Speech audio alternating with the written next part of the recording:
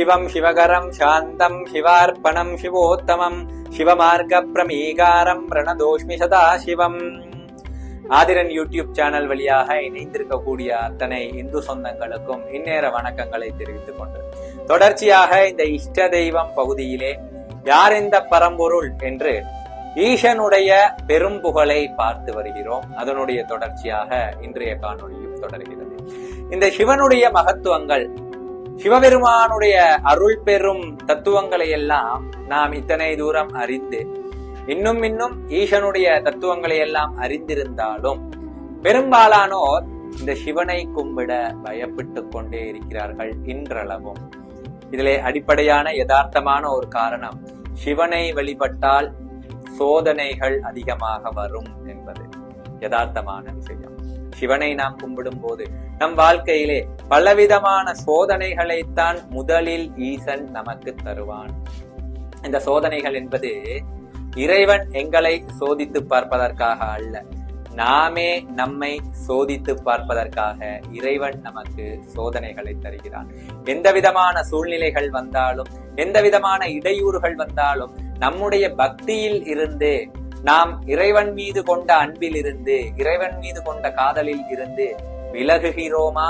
இல்லை என்றால் எந்த பெரிய கஷ்ட துன்பங்கள் வந்தாலும் இறைவனுடைய நாமங்களை நாம் சொல்லிக்கொண்டே இருக்கிறோமா? இறைவன் மீது கொண்ட பக்தியிலே நாங்கள் தவறாமல் இருக்கிறோமா என்று நம்மீது நாம் சோதனை செய்து கொள்வதற்காகவே இறைவன் நமக்கு சோதிக்கிறான் என்பது யதார்த்தம்.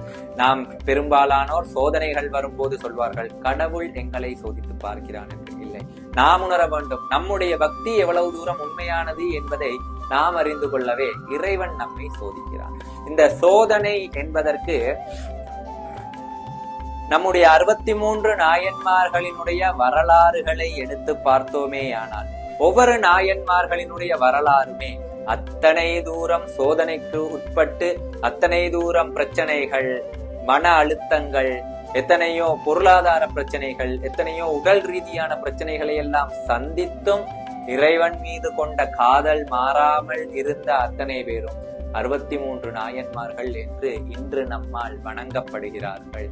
இன்றளவும் அவர்கள் மறைந்து எத்தனையோ ஆண்டுகள் கழிந்தாலும் இன்றளவும் இந்த நாயன்மார்களினுடைய குரு பூஜைகளை நாம் தொடர்ந்து செய்து அந்த நாயன்மார்களை வழிபட்டு அவர்களுடைய வாழ்க்கை வரலாற்றை நாமும் படித்து நம்முடைய இளம் தலைமுறையினருக்கும் சொல்லிக் கொடுத்து வருவதற்கான காரணம், அவர்கள் அந்த பக்தி நெறி தவறாமல் வாழ்ந்ததினாலே. அவர்களுக்கெல்லாம் ஒவ்வொருவருக்கும் என்ன நோக்கத்தோடு, என்ன கொள்கையோடு இறைவனை கும்பிடுகிறார்களோ அதிலேயே இறைவன் சோதிப்பார். சந்தனத்தை அரைத்து சிவனுக்கு சாற்றுவதே தன்னுடைய கடமை என்று வாழ்பவர்களுக்கு சந்தனம் கிடைக்காமல் செய்து விடுவார்.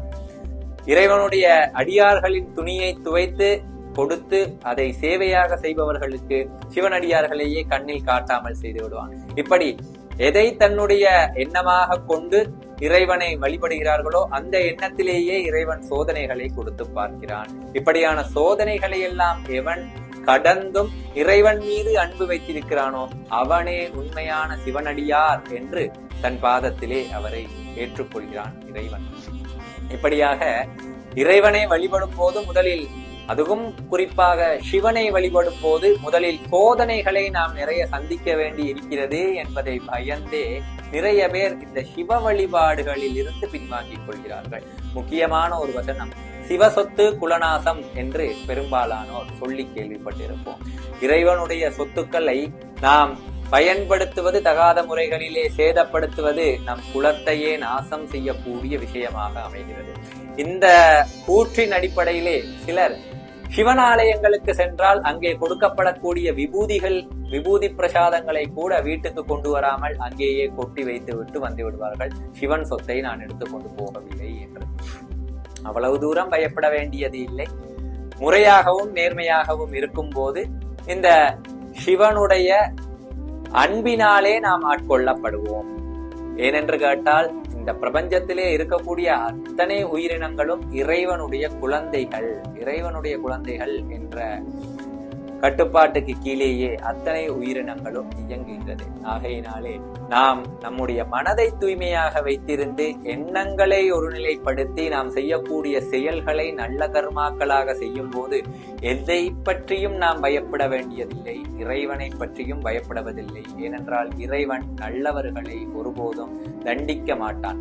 ஆனால் சோதனை என்பது இருக்கத்தான் செய்யும். அந்த சோதனைகளை கடக்கும் போது நாம் யார் என்பதை நாமும் உணர்ந்து இறையோடு ஒன்றுகின்ற தன்மையும் நமக்கு கிடைக்கிறது. இப்படியாக முன்னொரு காலத்திலே ஒரு பெண்மணி வசித்து வந்தால் அவளுடைய தொழில் தாசியாக இருந்து தன்னுடைய உடலை விற்று பணம் சம்பாதிக்கின்ற விலை மாதுவாக இருந்து வந்தாள். அவளையும் ஒரு முறை அப்படிப்பட்ட விலை மாதுவாக இருந்தவளும் அதீத சிவன் மீது பக்தி கொண்ட மிகப்பெரிய சிவபக்தை. தன்னுடைய விலை மாது என்ற தொழிலை கூட நேர்மையாக செய்யக்கூடியவள் அந்த பெண்மணி. யார் முதலில் தனக்கு காலையிலேயே வந்து வெற்றிலை பழத்தோடு தனக்குரிய பொருளையும் அதிலே வைத்து தன்னை அழைக்கிறார்களோ அவர்களுக்கு அன்றைய தினம் தான் மனைவியாக வாழ்வது என்பது, அவரை தன்னுடைய கணவராக ஏற்றுக்கொள்வது என்பதை கொள்கையாக வைத்து வாழ்ந்து வந்தவள் அந்த பெண்மணி.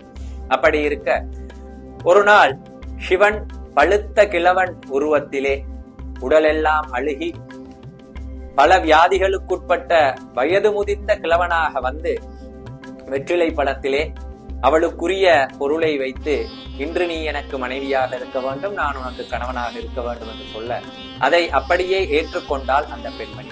சிறிது நேரத்திலே அந்த நாட்டினுடைய மன்னர் வந்து, இன்றைய தினம் நீ எனக்கு மனைவியாக இருக்க வேண்டும், என்னுடைய அரண்மனையிலே நீ இருக்க வேண்டும், என்னை சந்தோஷப்படுத்த வேண்டும் என்று அந்த மன்னர் கேட்க முடியாது. என்னுடைய கொள்கை, காலையிலேயே முதலில் எவர் என்னை விலை பேசுகிறார்களோ அவர்களுக்கே நான் உரியவள். இன்றைய தினம் காலையிலே ஒருவர் வந்து எனக்குரிய பொருளை கொடுத்து விட்டார், ஆகையினாலே அவருக்கு இன்று நான் மனைவியாக இருப்பேன், அவரை கணவனாக ஏற்றுக்கொள்வேன் என்று அந்த மன்னருக்கு பதிலளித்து விட்டார். மன்னனுக்கு கடும் கோபம்.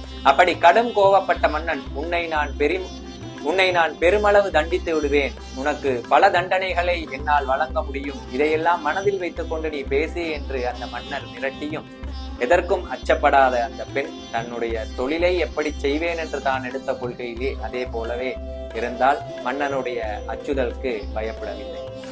அன்று இரவு வந்தது. அந்த கிழவரும் வந்தார்.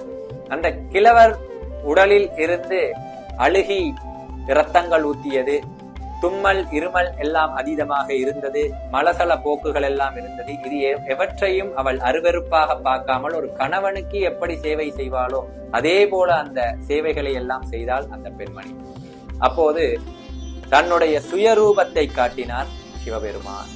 அந்த பழுத்த கிழவன் உருவத்திலே வந்தது எம்பெருமான் ஈசன். அந்த பெண்ணை சோதித்து பார்ப்பதற்காக தன்னுடைய சுயரூபத்தை காட்டி, நான் தான் இந்த கிழவன் உருவத்திலே வந்தது, கிழவன் உருவத்திலே வந்தாலும் நீ எடுத்த கொள்கைகள், உன்னுடைய தொழில் தர்மங்கள், உன்னுடைய பக்தியிலே இருந்து நீ ஒரு கடுகளவும் மாறவில்லை, அதனால் நீ என்ன வரம் கேட்டாலும் அதை நான் தருகிறேன் என்று சிவன் தன்னுடைய சுயரூபத்தை காட்டி, உனக்கு என்ன வரம் கேட்டாலும் நான் தருகிறேன் என்று சொல்கிறார்.